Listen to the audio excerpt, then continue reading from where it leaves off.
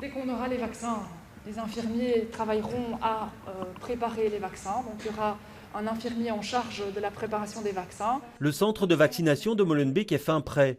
En 2 semaines, cet ancien lieu de stockage du CPAS a été entièrement transformé et mis aux normes.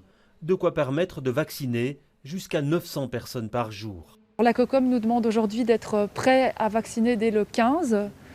J'espère qu'effectivement, dès le 15, nous pourrons avoir les vaccins et commencer la vaccination ici pour le nord-ouest de Bruxelles. Mais difficile de répondre à cette question à l'heure qu'il est. L'ouverture des centres dépendra de l'arrivée des vaccins.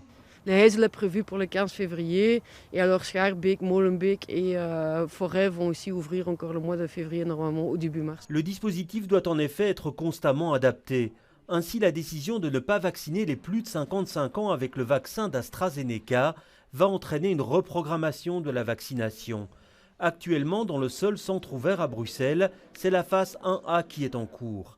Elle concerne le personnel de soins de première ligne, les médecins généralistes par exemple, mais aussi les kinés, les infirmiers à domicile.